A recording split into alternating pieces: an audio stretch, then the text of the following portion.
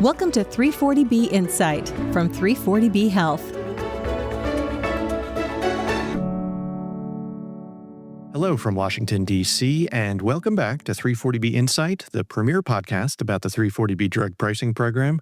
I'm David Glendinning with 340B Health. Our guest today is 340B Associate Director of Policy and Compliance, Rebecca Swartz. It's that time of year again when 340B hospitals need to go through the annual recertification process with the Health Resources and Services Administration to ensure they can continue participating in 340B.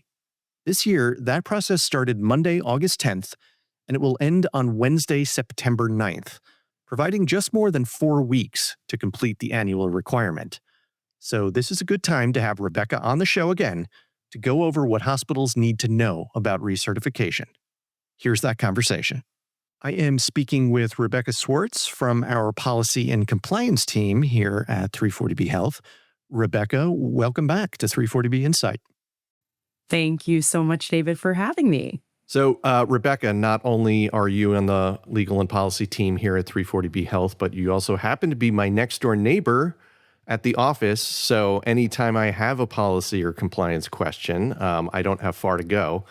And the questions we're asking today are about a very important compliance issue, which is the 340B recertification process. So let's start with the most important question any journalist would ask, which is why. So why do hospitals need to recertify for 340B eligibility every year? Yes, David, that is a great place to start. So the need to recertify comes from language written in the 340B statute.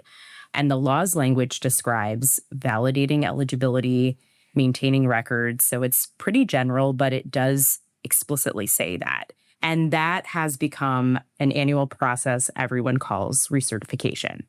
And so where does this recertification process, as we call it, generally rank in what you would call the broader concept of 340B compliance? So it's exceptionally important. It's one of the central tenets of compliance. And HRSA holds a preparatory webinar before recertification every year. And they always preface the discussion by explaining that 340B program integrity is performed through 5 primary routes. And that is initial registration, documentation request, audits, entity self-disclosures, and the annual recertification process. So it's very important. HRSA emphasizes the importance to program integrity. It really ensures that participating entities continue to meet those eligibility requirements. So for hospitals, that would be ensuring that you are either a public or private nonprofit hospital. And for those private nonprofit hospitals, you need to make sure that you have those agreements with a unit of state or local government. All hospitals except critical access need to make sure that they're meeting that minimum dish percentage threshold. And then if you have any registered child sites, you need to ensure that they're continuing to have reimbursable outpatient costs and charges. Okay, so hopefully hospitals are listening when HRSA gives that rundown at the beginning of the webinar. But if they're not exactly paying attention, if recertification slips their mind or they don't understand the importance of it, what could happen to a hospital if they fail to recertify? It's a big deal. You could lose eligibility, which means you no longer have access to 340B pricing. And for some hospitals, this means millions of dollars per year are lost. So law is on the line here. So just making sure that you prioritize the completion of recertification to ensure that you continue your eligibility, there's no lapse. That's really important to the 340B savings that you're able to access. And once you are ineligible, it could be more than a year before the next opportunity to register. Certainly a lot at stake if you're going a year or more without those savings. We do speak often with hospitals about how much they rely on those savings. And so this is clearly critical for their ability to continue taking care of patients the way they are now. Okay, so now everybody's sold. Rebecca, you have made it clear to them how important this is. So let's talk about the process itself. Please tell us a little bit about how 340B recertification works. Yes, so it typically lasts about a month from mid-August to mid-September. We like to also make sure that people understand that You have a month from start to finish. And for some hospitals with a lot of sites, that can be a pretty big lift. So, a month might seem like a generous amount of time, but I think once you start the process, it'll become clear that, depending on how many sites you have, what you need to update, you might use that full time. So starting early is important. We'll probably be saying that a lot throughout the podcast. It involves logging into OPACE and accessing recertification task in the system. And from what I'm able to see, I don't really have great visibility into OPACE as a non-covered entity user, but it seems like HRSA does a good job laying out, what their specific tasks are involved in recertification. And at a high level, that is verifying the information for the parent site, any child sites, and any contract pharmacies are up to date and accurate. And then there's also this piece of certifying that you remain eligible and are in compliance with program requirements. Okay, so when you say that there are people at the hospitals logging into OPACE, and I guess I'll just say, for the people that don't speak in acronyms, that is the Office of Pharmacy Affairs Information System, correct? Am I getting that right? That is right, yes. Excellent. So if there is a parent site and multiple child sites, there might be a bit of a team here involved in this process. So who are the people at the hospital involved with the recertification process? Yes, I think that's really important to make sure that people understand that there are just two folks. So it's your authorizing official or AO, and then a primary contact, PC. And the authorizing official has legal authority here. That's going to be the only person that can actually attest to and submit that recertification, right? The primary contact can and certainly does, I think, oftentimes carry the load up until that point of attesting to and submitting the recertification, but your AO is the only person at the organization that can submit it. And for the parent, you can only have one authorizing official, but each child site can have a different primary contact. So that might be something you want to explore depending on where people, sit in the organization. And then it's important to understand that while those are the only two that have access to OPACE and can actually carry out the process, you're probably going to be coordinating with a lot of other departments such as finance, compliance, administration, legal. 340B is very interdepartmental in that way.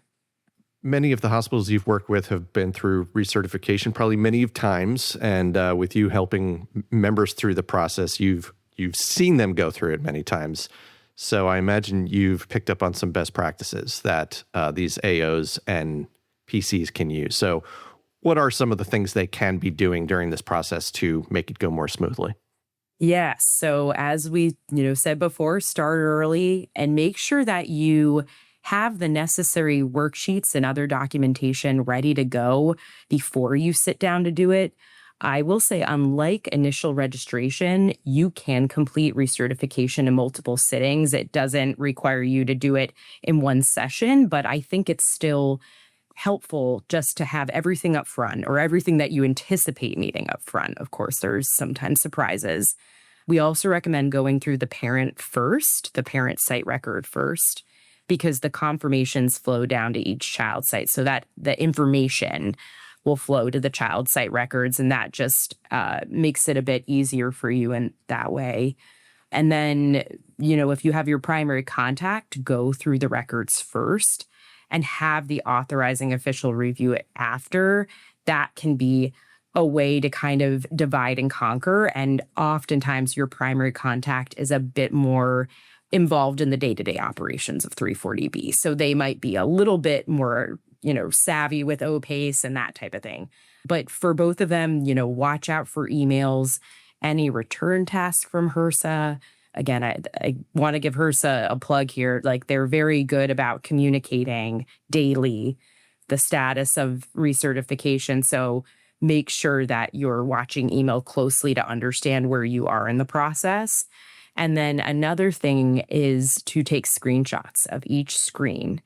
Even if you haven't updated the information, irrespective of that, just take screenshots because you want to make sure that whatever the record shows to your understanding of the record today is what remains. Sometimes things don't update.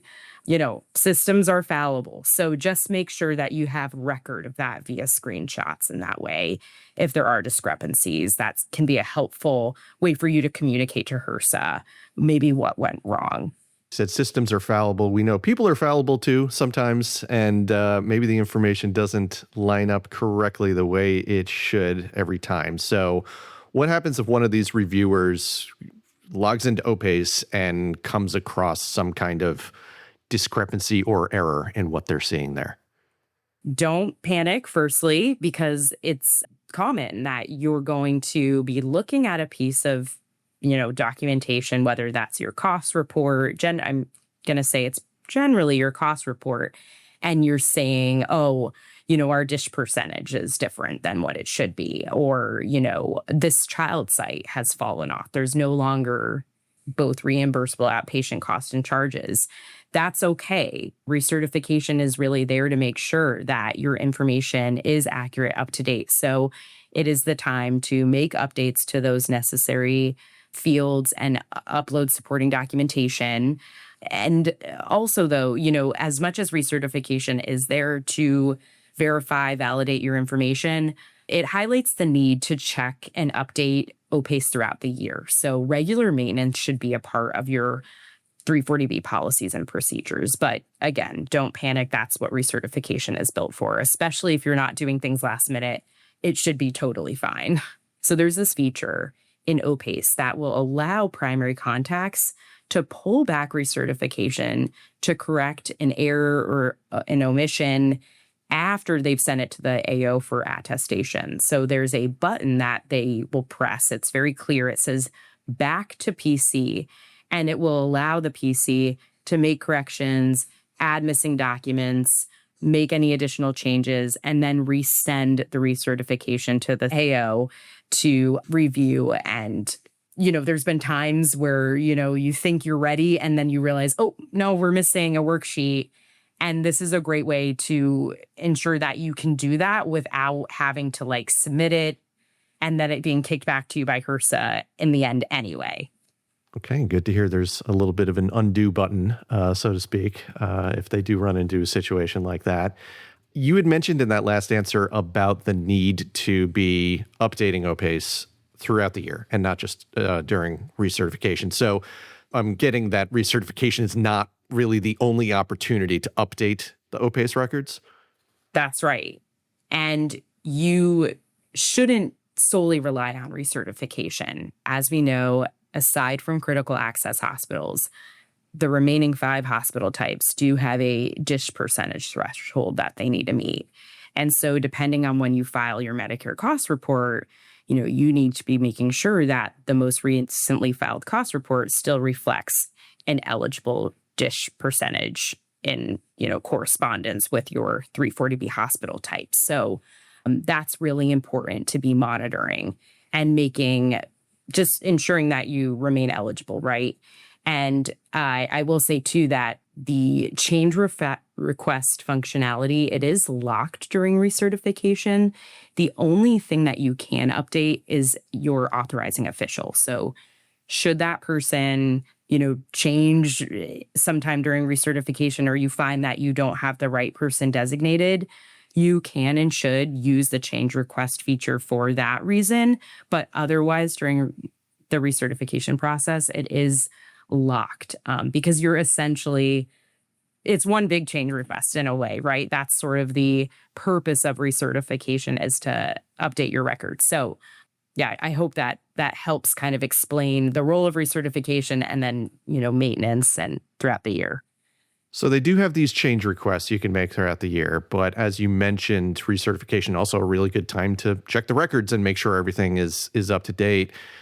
340B teams at hospitals have so much to do. So why can't they just wait until the next recertification opens to update those fields with any new info from their Medicare cost report or something along those lines? Great question. And I think the historical thought was that recertification, you could basically wait. If there weren't any eligibility concerns, you remained a public or private nonprofit, and then you met that DISH percentage, the thought was, we're still eligible, and then we'll just wait until recertification to update our records. Well, in 2023, HRSA rolled out this new feature with the change request where they allowed you to make updates to your qualification information on a rolling basis. We didn't quite understand what the expectation was until we started seeing audit results. And the audits told us that HRSA does expect you to use the change request feature to update your OPACE records with the information from your most recently filed cost report, regardless of whether there's an eligibility concern. So even if you remain, compliant with the DISH percentage, even your, filing and cost reporting period dates need to match the most recently filed cost report in addition to your, DISH percentage. So I think there's understandably been confusion around what the expectations are, but we saw findings. We even saw hospitals appeal those findings, and ultimately HRSA upheld the findings. So they're serious that, they want you to maintain accurate records throughout the year.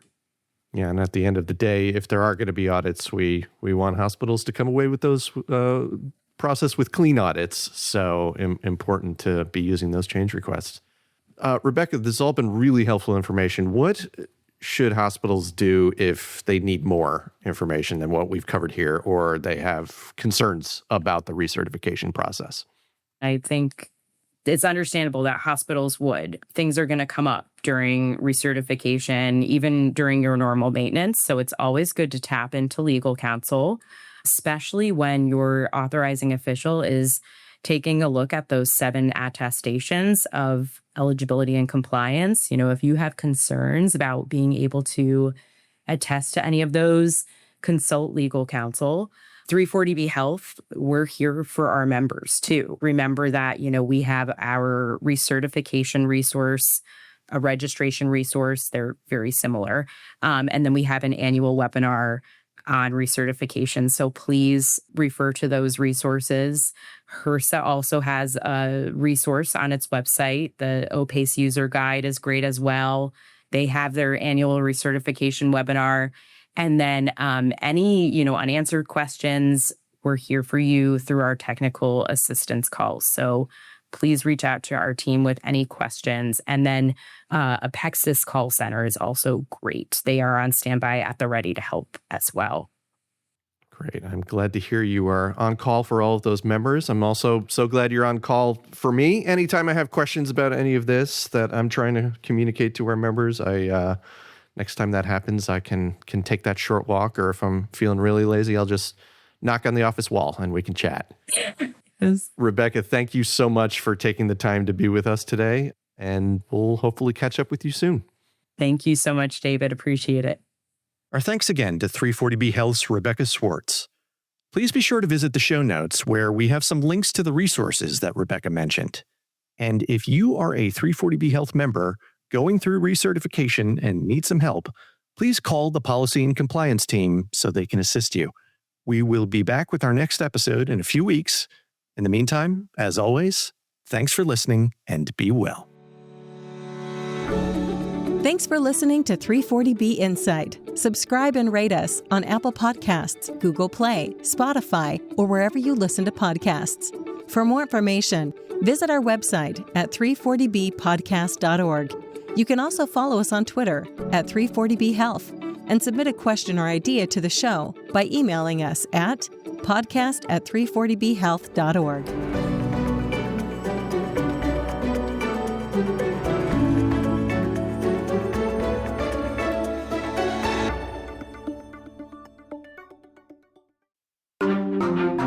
Topica.